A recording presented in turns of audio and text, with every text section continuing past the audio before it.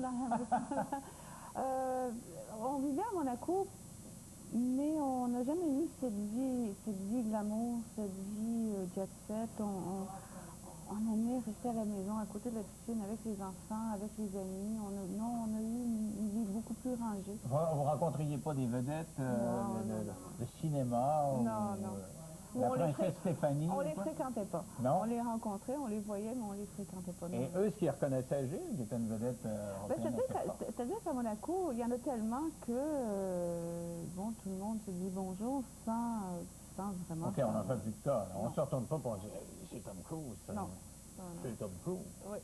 Alors, donc, Gilles n'était pas quelqu'un d'attiré par les réflecteurs. Ce qu'il aimait, lui, c'était courir il y avait une derrière, il y avait une seule passion. Sa seule passion, c'était la course automobile. Et vous avez fait des sacrifices à cause de ça, beaucoup de sacrifices. Oui. Oui, mais quand on les fait, enfin, quand on commence, on ne se rend pas compte que ça va devenir énorme, ou on ne se rend pas compte de combien de sacrifices on va être obligé de faire pour y arriver. Le plus grand sacrifice, c'était le sacrifice de Gilles lui-même. Et oui. vous racontez dans le livre comment vous l'avez appris et comment vous avez vécu ça. Parce qu'on se souvient tous, en tout cas les gens de mon âge se souviennent tous, c'est comme John Kennedy. Qu'est-ce que tu faisais la journée que Gilles Villeneuve est mort? Ben moi, j'étais au baseball. Je me souviens de ça en sortant du baseball, j'entends la radio, Gilles Villeneuve est mort. Alors c'était la consternation partout. Vous l'avez appris comment? Moi, c'est Jody Scheckter qui m'a donné un coup de fil, qui m'a appelé pour me dire que Gilles avait eu un gros accident très grave. Mais on est dans le déni à ce moment-là. On sait que ça peut arriver, on s'y attend. On sait que, bon, le coup de téléphone, c'est pas anodin, mais on veut tellement pas que ce soit ça qu'on est dans le déni complet. Et on continue à pas vouloir y croire ou à pas vouloir que ce soit ça. Donc, il y a tout un phénomène qui se passe. Et puis là, bon, évidemment, à un moment donné, on est obligé de faire face à la réalité. On arrive en Belgique, moi je suis arrivée en Belgique, et même à ce moment-là, je n'arrivais pas à saisir. Je comprenais ce qu'on me disait, mais je ne voulais pas le comprendre. Vous n'acceptiez pas l'idée que c'était aussi grave que ça. Ouais. J'écrivais même au début, j'avais un ton un peu léger parce que j'essayais de banaliser ça. Je répondais au téléphone devant les enfants, puis c'était ma façon de réagir. Oui. Sauf que rendu là-bas, vous l'avez vu coucher dans un lit. Oui, mais même à ce moment-là, on se dit avec tout ce que la médecine a aujourd'hui à sa disposition, il y a sûrement quelque chose qui peut être fait. Et on veut vraiment pas y croire. On veut vraiment croire qu'il y a quelque chose qui peut se produire où la médecine va aider. Ou enfin, on n'y croit pas, on n'y croit pas. Parce qu'il était maintenu en vie artificiellement avec un respirateur. Oui. C'est drôle, moi j'ai toujours l'impression, parce qu'avoir la violence de l'impact, j'avais l'impression qu'il était vraiment mort sur le coup, qu'il n'y avait plus rien. Oui, il était mort sur le coup, mais bon, ils ont fait repartir le cœur. OK, et ça a fonctionné quand même. Je pense que une des raisons pourquoi ils font ça, et puis on s'en est rendu compte par après avec tous les autres morts qu'il y a eu en course automobile, c'est que c'est difficile d'annoncer à la télévision sans prévenir la famille ou les proches que quelqu'un est mort. Donc, ils gardent la personne en vie pour le déclarer officiellement mort une fois que la famille est près de lui. Donc, il était tout d'un morceau, là, parce que on avait l'impression qu'il y avait eu une implosion. Là, non, il était tout dans un morceau. Et il respirait. Donc, vous expliquez, je l'ai vu respirer, puis je me disais, non, bon, dans ce cas-là, c'est encore en vie. Hein? Oui, on garde cet espoir au fond du cœur, même si on nous dit qu'il n'y en a plus, même si on nous explique ce qui est arrivé. Tant qu'on voit le corps, tant qu'on le voit respirer, on dit non, il est vivant. Et quand on revoit ces images-là, je les vois encore, moi ça me fait quelque chose. Ça doit encore vous faire quelque chose de voir cette bolide qui s'envole. Vous ne regardez pas? Vous n'êtes pas capable de regarder ça? Non. Même après 25 ans? Oui.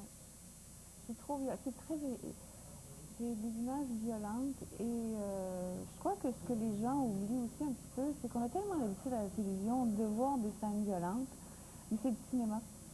Et donc là, pour moi, de voir mon mari qui meurt sur un écran, c'est plus du cinéma, c'est la vraie vie et cette violence, pour moi, c'est encore aujourd'hui difficile. Vous étiez la conjointe d'un pilote automobile et je présume qu'être conjointe de pilote automobile, nécessairement, on se dit qu'un jour on sera peut-être confronté à ce coup de fil-là que vous avez reçu. On y pense tout le temps. Tout le temps. On y pense tout le temps, mais c'est pas que ça ne nous empêche pas de vivre, c'est juste qu'on y pense tout le temps, continuellement. Mais on le quelque part au fond pour continuer à faire tout ce qu'il faut faire tous les jours avec les enfants ou même sur le circuit avec Gilles. Qu'est-ce que vous dites à la femme de Jacques, votre fils, Johanna, là, qui, quand Jacques part avec son bolide, là, elle doit avoir les mêmes préoccupations que vous aviez? Bon, bon, maintenant, Jacques a arrêté de courir. Bon, on ne sait pas s'il va recommencer bientôt ou pas, mais pour le moment, il a arrêté de courir. Donc, je pense que l'inquiétude est déjà passée. Mais quand il est retourné, puis c'était des bolides qu'il ne connaissait pas, puis on en a vu qui frappaient le mur, etc., elle devait avoir peur un petit peu. Oui, oui, mais c'est... Et puis en plus, c'est qu'il n'y a aucun conseil qu'on peut donner à quelqu'un d'autre. Chacun le vit tellement profondément à l'intérieur. C'est tellement personnel comment on vit cette situation que c'est difficile de dire ou de se faire dire t'inquiète pas, ça va aller. Ça compte pas. Donc les années suivantes, le fameux coup de téléphone redouté, vous n'aviez pas peur que s'il concerne un jour votre fils, qui a fait une carrière automobile aussi? Oui. Le téléphone, là, les dimanches après-midi, les samedis, vous deviez leur... Oui. On ne veut pas que ça sonne, c'est ça? On ne veut pas qu'il sonne le téléphone, non. Justement, vous parlez de Jacques, il y a des photos de Gilles beaucoup, mais comment il était avec les enfants? Gilles était très dur avec les enfants. Enfin, dur avec Jacques, c'est un garçon, donc il fallait qu'il soit pas mal plus dur que Mélanie. Mélanie, c'était la petite fille à papa, donc c'était tout beau, tout parfait, c'est la plus belle, la plus intelligente. Il était beaucoup plus exigeant envers Jacques, parce que je pense qu'un père aimerait que son fils soit le plus fort, enfin le premier, le meilleur, le plus fort. Que pour une fille, ben, le père veut surtout pas qu'elle soit la plus forte, veut qu'elle soit la plus douce, la plus gentille, la plus... Enfin, donc il y avait une différence par rapport au fait que Mélanie c'était une fille, Jacques c'était un garçon. Il était assez dur, oui, avec ses enfants. Il était exigeant au niveau scolaire ou au niveau sportif ou quoi? C'était comme... Au niveau sportif, au niveau même éducatif, c'était à table on s'assoit comme il faut, ou on mange ce qu'il y a dans l'assiette et on ne dit pas à maman non j'aime pas les légumes, on les mange. Donc c'était vraiment une éducation rigoureuse. Est-ce que ça veut dire que le père de Gilles et de Jacques, son frère, était comme ça? Est-ce qu'il était sévère aussi? Non, pourtant Gilles avait été élevé beaucoup moins sévèrement, beaucoup moins sévère. Je pense que c'était dans sa nature d'être exigeant. Déjà, Gilles était exigeant envers lui-même, donc il était exigeant avec tout le monde autour de lui. Et ça se transmettait sur les enfants aussi. Alors, quelle sorte de vie, avant cette vie extraordinaire à Monaco, vous avez vécu? Parce que vous vous rappelez dans le livre que vous avez commencé d'abord comme femme de coureur de skidoo. Oui. Hein? Là, il fait froid. C'est moins glamour qu'à Monaco, là. Parce qu'il fait pas mal plus froid sur les... Oui, je présume. Mais en plus du froid, c'était moins payant aussi. C'était moins payant, mais bon, c'est quand même un métier où on gagnait sa vie correctement. Et en fait, quand j'ai commencé à faire de la course automobile, Gilles se disait, il faut que je gagne suffisamment pendant ma saison d'hiver en course de motoneige pour aller m'amuser sur les circuits l'été en auto. Ah.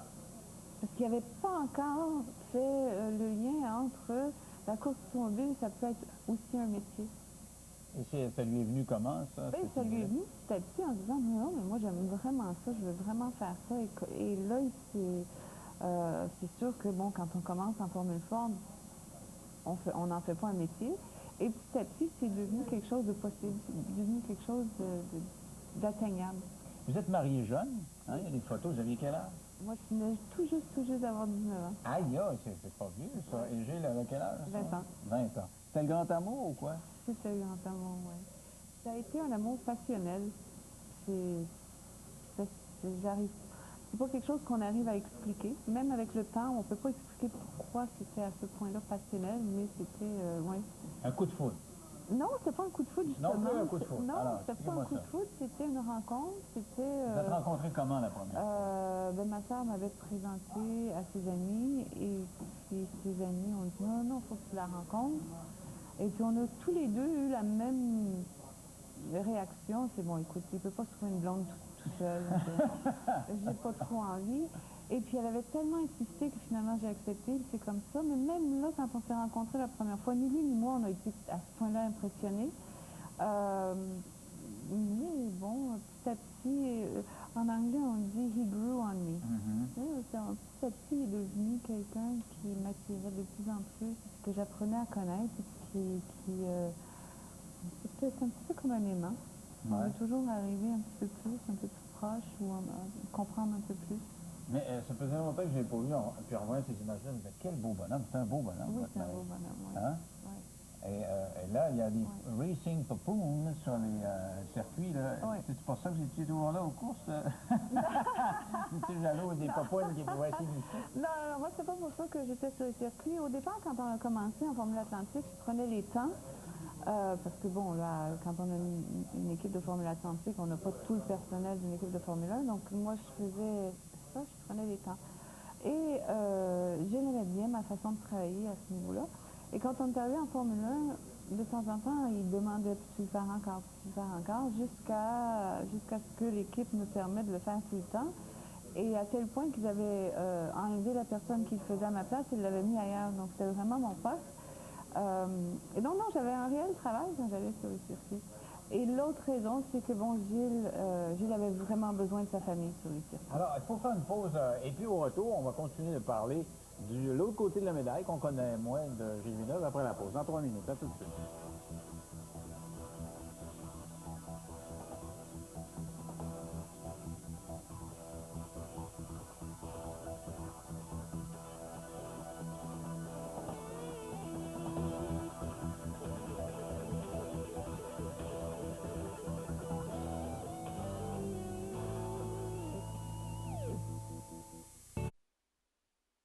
De la passion. Oui, oui, oui, tout à fait, oui. Oui, oui. Je sais pas comment, je crois pas qu'on puisse expliquer la différence, mais bon, on se rend compte que c'était réellement une passion. Mais quand on parle de passion, on parle un peu de déchirement, puis un peu plus loin, on va dire que c'était un gars authentique, c'était pas toujours facile à vivre. Non, il faisait des colères ou quoi? Non, pas qu'il faisait des colères, mais il était très intransigeant, il y avait des façons de faire, et c'était comme ça. Est-ce que vous deviez acheter tout ce qu'il disait, ou si vous étiez capable de vous opposer et de dire, voyons, Gilles, ça n'a pas de bon sens? Disons que sur les grosses choses, il y avait toujours une discussion, mais bon, sur les autres choses, moi, le nombre de fois où lui invitait des gens à la maison pour manger, et puis au bout d'une demi-heure, ben, il y allait ailleurs. Cette année, lui. Cette année, donc, moi, je me retrouvais. Mais c'était un petit peu ce genre de choses-là qui rendait l'environnement un petit peu difficile à vivre, parce que, bon, on se retrouve avec les invités, on est un petit peu... je fais quoi? Qu'est-ce que vous faisiez? Vous disiez quoi à ce moment-là? Je restais avec eux. Gilles est parti, il avait une petite course à faire en hélicoptère, peut-être? Non, il allait lire un magazine dans le salon à côté. En plus? Oui, Il lisait le magazine à côté. Oui, il y en avait assez. Pourquoi? C'était un côté antisocial ou quoi? Il n'était pas, pas le monde? C'était quelqu'un qui était privé. Donc, il aimait jouer dans ses moteurs, il aimait faire du ski, il aimait faire de la motoneige. C'était quelqu'un de solitaire. Pas antisocial, mais solitaire. Donc, il se plaisait tout seul avec lui-même. Il n'y avait pas besoin d'avoir beaucoup de monde autour de lui. Et quand on parle de passion, regardez cette photo-là qui est tirée du livre, là, on voit son bolide de Formule 1 derrière l'hélicoptère. C'était deux passions. Il avait prêt à piloter, puis il aimait ça beaucoup. Il aimait piloter, il y avait aussi ce contrôle sur la mécanique, sur, l'hélicoptère. C'est sûr que pour piloter un hélicoptère, il faut avoir un contrôle sur l'appareil. Je pense que ça faisait partie de sa passion, c'était ce contrôle sur l'appareil. Est-ce qu'il jouait beaucoup avec les enfants? On le voit avec les enfants. Il jouait beaucoup, oui, il jouait beaucoup avec les enfants. On passait toutes les vacances scolaires, que ce soit en février ou à Noël ou à Pâques, au chalet à faire du ski, et c'était avec les enfants, oui. Mais il faisait de la musique aussi, semble-t-il? Oui, il était pianiste et puis jouait de la trompette. Est-ce qu'il était bon? Oui, c'est un très bon joueur, jazz, donc il pouvait jouer, oui. Donc votre fille a de qui tenir, parce que... Mélanie, tout à fait, oui, tout à fait. Elle compose la musique? Oui, tout à fait. Là, je ne veux pas être méchant, mais je veux dire peut-être que Jacques n'a pas son talent. Avez-vous aimé son disque? Écoutez, je trouve que... Je vous dis franchement, moi j'ai trouvé ça coussi-coussa. C'est pas... Bon, s'il avait pris plus de temps pour fignoler ou bon, j'en sais rien, pour retravailler certaines chansons ou pour enlever ou remettre, enfin bon, bref, ça c'était son choix. Quand on écoute les paroles des chansons, quand on écoute certaines de ses chansons, moi je les aime bien les chansons. Certaines de ces chansons, on les écoute, c'est des poèmes. C'est vraiment quelque chose qui est le fun à écouter. Bon, on écoute, comment il s'appelle en anglais, celui qui fait You're So Beautiful. Joe Cocker. James Blunt. Ah, James Brown, ah, OK. James Blunt. Ah, OK, OK, Oui, le oui, dernier, oui, là, oui. OK, la vedette Bon, britannique. OK, bon, je veux dire... Il n'y a pas sa voix, on s'entend. non, mais James Blunt non plus, il n'y a pas une voix qui... C'est pas une voix... Là, c'est la mère qui parle. non, mais c'est pas une voix à la Céline Dion, on s'entend, Ah, c'est OK. pas une voix à la Céline Dion. Mais c'est pas désagréable à écouter. C'est sûr que bon, il aurait peut-être pu avoir un choix différent de chansons, qui aurait peut-être changé un petit peu. Il y a une grosse chanson, et vous en publiez le texte là-dedans, qui s'appelle Father, qui est écrit par Mélanie. sa sœur. Oui. Et c'est vrai que elle avait quel âge, je sais pas? 16 ans. On voit qu'une petite fille de 16 ans qui vient de perdre son père, c'est quelque chose. Oui, et puis ses paroles, c'est vraiment très très beau ce qu'elle écrit, et ça représente vraiment son père. C'est vraiment, l'image qu'elle en a fait, c'est merveilleux. C'est vraiment une image réelle, parfaite pour Gilles. Parlons d'images qu'on fait de Gilles. Vous avez vous-même ressorti vos crayons après combien d'années? Vous avez beaucoup de talent. Ça faisait 15 ans 15 ans que je n'avais pas touché à mes crayons. Alors, on va vous montrer une photo. Si vous voulez montrer une photo, là, la photo... Et moi, je vais vous montrer ce que vous avez fait. Le dessin que vous avez fait. Si je le retrouve ici. Là. Je en montre où, Chris? À la 2? À la 1? OK. Alors, ça, c'est... Vous avez dessiné ça vous-même? Oui. Donc, vous avez beaucoup de talent, là. Vous avez fait ça après 15... Ça faisait 15 ans que vous n'avez pas touché un crayon. Oui, ça faisait 15 ans. Mais bon, il y a une des photos qu'on m'avait présentées et c'est la photo qui m'a amenée à vouloir faire un dessin. J'aimais tellement la photo, je me suis dit, tiens, j'aimerais ça. Et puis en plus je me disais, mon livre, enfin le livre est très personnel à moi. C'était au travers mes yeux à moi. Et puis je me disais, ça c'est vraiment au travers mes yeux à moi, même le dessin. Vous le trouvez encore beau? Oui. Oui. Est-ce qu'on peut refaire sa vie facilement après d'abord, même si à cause des médias, tout ça, là, mais avec un homme aussi exceptionnel que ça, là? Est-ce qu'on peut refaire après ça? Ce qui est difficile quand on se retrouve dans une relation avec un autre homme, c'est... moi, je cherche pas la même chose, mais l'homme a un peu de difficulté lui-même. Il semble avoir une difficulté à se comparer tout seul, sans que ce soit fait de l'extérieur. C'est lui avec lui-même qui a une difficulté à se comparer à... Ça fait comme un ex omniprésent, si on veut. C'est un petit peu ça, c'est un petit peu ça. C'est un petit peu le fantôme qui me suit, donc ils ont un petit peu de difficulté avec ça. Vous savez que c'était vraiment un mythe, là. Vous étiez en amour avec un mythe. Hein. Aujourd'hui, il existe encore. Il y a une autre photo, je ne sais pas si on est là, avec Guy Lafleur, deux mythes des années 70 qui s'étaient rencontrés, qui avaient fraternisé. Hein. Je pense qu'ils énormément, ils s'apprécient énormément tous les deux. Je pense qu'il y a aussi le côté, quand on rencontre ces hommes-là, que ce soit Guy ou que ce soit Gilles, c'est des gens qui sont passionnés, c'est des gens qui dépassent les limites normales des choses. Et donc, il y a un rapport qui se crée où il y a une compréhension entre les deux personnes qui est là naturellement. On ne peut pas être le meilleur rendu à ces niveaux-là et pas être passionné. C'est impossible. C'est impossible. Hein? On ne peut pas être le meilleur plongeur. Si je ne connais pas le petit Despatie, ne peut pas dire que c'est un passionné. Ça ne peut pas être rendu à ces niveaux de performance-là. Ben, ils sont obligés de donner tellement d'eux-mêmes dans ce qu'ils font qu'il n'y a que la passion qui les font arriver à ce niveau-là. Avez-vous l'impression d'avoir mené une vie normale compte tenu de tout ça? Là? Parce que vous êtes parti, on a parlé tantôt de la motoneige, ça a commencé avec la course ici au Québec, après ça en Amérique du Nord, et après ça, au niveau international. Comment vous voyez votre vie? Là? Avec le recul, je me rends compte que c'était pas une vie normale. Quand j'étais dedans, c'était tout à fait normal. Bon, pour plusieurs raisons, dont une, c'est que Gilles exigeait que ce soit moi qui cuisine. Tout le temps. Tout le temps. Et donc, du coup, bon, ben, on se retrouve dans un environnement tout à fait normal où on est derrière nos fourneaux et on s'occupe des enfants et on les amène à l'école. Enfin, c'est vraiment une vie de famille tout à fait normale. On avait quelqu'un qui s'occupait des enfants quand je partais de longs moments pendant l'hiver quand ils étaient à l'école. Mais en dehors de ces temps-là, on était vraiment avec les enfants. C'était une vie de famille très resserrée.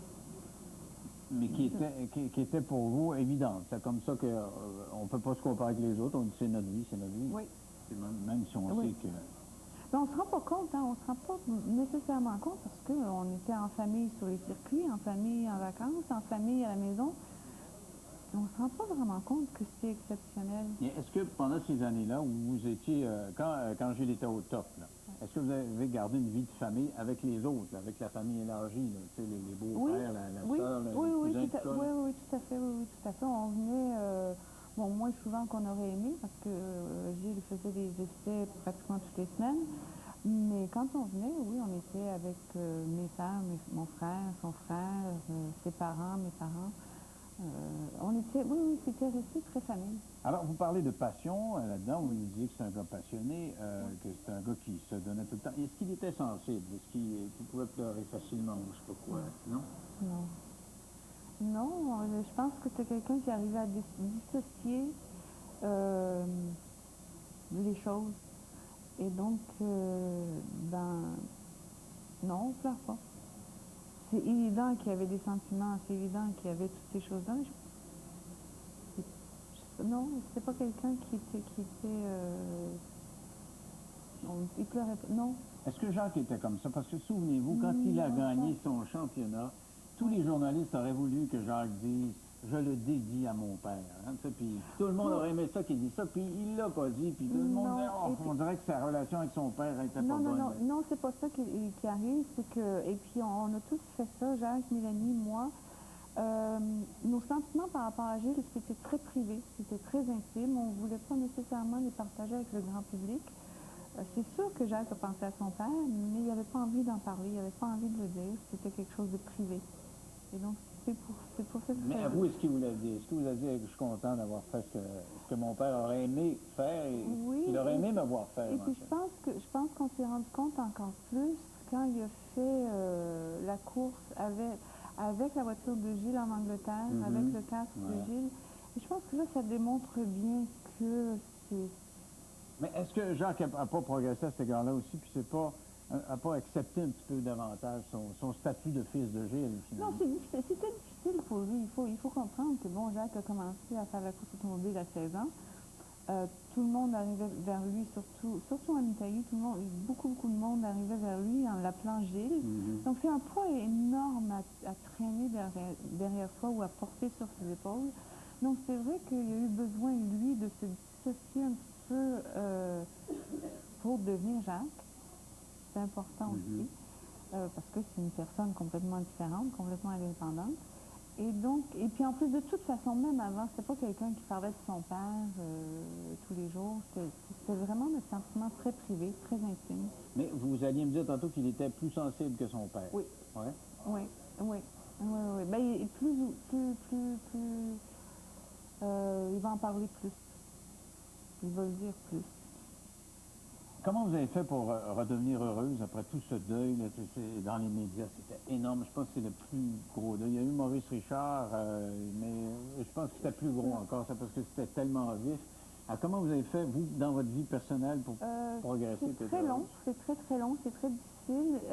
Et puis je pense qu'on va chercher à l'intérieur de soi quelque chose qu'on croit pas être là. Et pour moi, ça a été, je regardais mes enfants qui, eux, me regardaient et je me rendais compte qu'ils ne souriaient pas parce qu'ils pensaient qu'ils n'avaient pas le droit. Et donc là, on fait cet effort pour leur donner le droit à eux de passer par-dessus et d'être heureux et de sourire et de continuer leur vie. Et petit à petit, ça devient normal. Et ça a pris quelques années avant de retrouver sa place? Oui, ça a pris quelques années parce que ça crée un gros vide quand on perd l'homme de sa vie.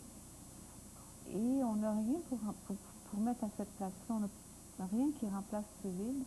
Et il faut réapprendre à combler ce vide par autre chose. En tout cas, si vous l'avez comblé en faisant des livres, c'est une grande réussite parce que c'est un super beau livre avec plein de photos. Puis vraiment, il y en a eu quelques-uns ces dernières années et je pense que c'est dans les meilleurs. Merci beaucoup, Mme Villeneuve.